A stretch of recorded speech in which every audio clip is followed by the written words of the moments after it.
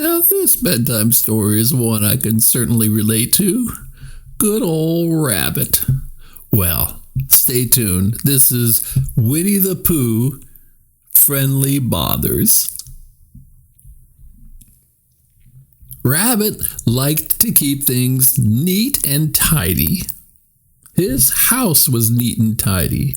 His larder was neat and tidy. His garden was neat and tidy. There was just one problem. Rabbit's friends weren't all neat and tidy, especially certain friends. "Howdy, old long ears!" Tigger cried, scattering rakes, watering cans, and turnips every which way.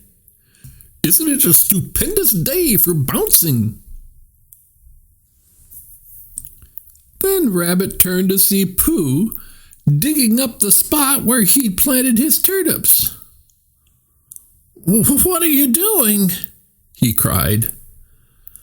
"I dug a hole so you can plant your turnips again where Tigger bounced them," Pooh explained helpfully. "No!" Rabbit screeched. "Must you too make a mess everywhere you go? Get out! Get out now!" "What are you trying to say, long ears?" Tigger said. "Get out!" Rabbit howled at the top of his lungs. Pooh and Tigger turned to go. "Sorry, Rabbit," Pooh called over his shoulder.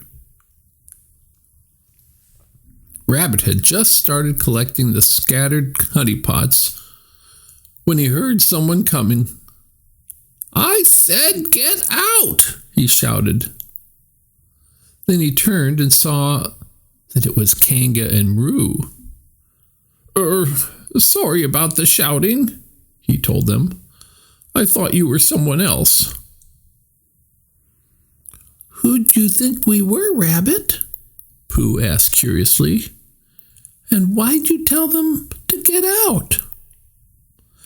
"I thought you were Tigger and Pooh." Rabbit frowned as he thought about the pair. "They've been messing up my place all day long. I can't take it anymore." Little Roo looked sad. "Does that mean Tigger and Pooh aren't your friends anymore?" he asked. Rabbit shrugged. "Never thought of it that way." "But you told them to get out and not come back," Roo said. "That doesn't sound very friendly." He sighed. "I'd sure miss Tigger and Roo if they weren't my friends anymore." "I would too, dear," Kanga said. "Pooh has the warmest heart in the 100-acre wood. His visits always make me happy." Roo nodded. "And Tigger's lots of fun. He never gets tired of playing, and he always lets me pick the game."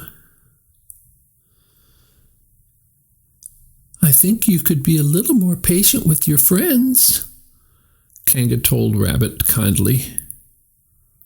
"Bah!" Rabbit said. "I don't know how to be that patient." "All good gardeners know how to be patient," Kanga said. You're right about that." Rabbit looked around his tidy garden. "Gardening's hard work and it takes time." He frowned. "That's why it's so infuriating when Tigger bounces through and wrecks the place." "But you don't get upset with the wind when it blows leaves into your garden, do you?" Kanga inquired. Rabbit shook his head. "A blustery day can make a mess, but the wind helps spread seeds and pollen." "Do you get mad when your garden needs water?" she asked. "Don't be silly," Rabbit said. "Every garden needs water to grow. I give my garden as much water as it needs, even if it means filling the watering can 20 times. See? Roo clapped his hands. You are patient, Rabbit. Rabbit wasn't sure what to think. Well, maybe I am. The following day, Tigger and Pooh paid Rabbit another visit. Are you still upset with us, Rabbit? Pooh asked. Before Rabbit could answer, a gust of wind grabbed his hat and blew it up into a tall tree. Drat, my hat! Rabbit cried. Leave it to me, Tigger said. I'll get it back for you. He bounced way up into the tree and grabbed the hat, then landed again, right in Rabbit's pumpkin patch. For a moment, Rabbit saw red, but the wind reminded him of what Kanga had said. Tigger made a mess sometimes, just like the wind, but he was only trying to help. Thank you, Tigger, Rabbit said as patiently as he could. Your bouncing does come in handy now and then. Shall I help pick up these honey pots, Rabbit? Pooh offered. I could even double-check to make sure there's no honey left in them.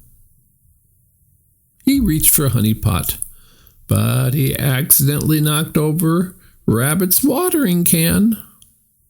Oh no, Rabbit cried. But the water made him remember Kanga's words again.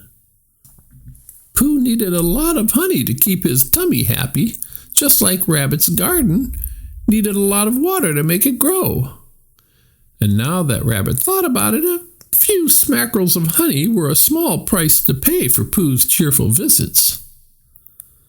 Thank you, Pooh, he said patiently. I was about to water that part of the garden anyway. From then on, Rabbit still tried to keep things neat and tidy, but it didn't bother him as much when Pooh ate all his honey, and he didn't get quite as aggravated when Tigger was a little too bouncy. Instead, he tried to be patient and look for the good things in Pooh, Tigger, and all of his other friends in the wood. After all, that was what friends were for.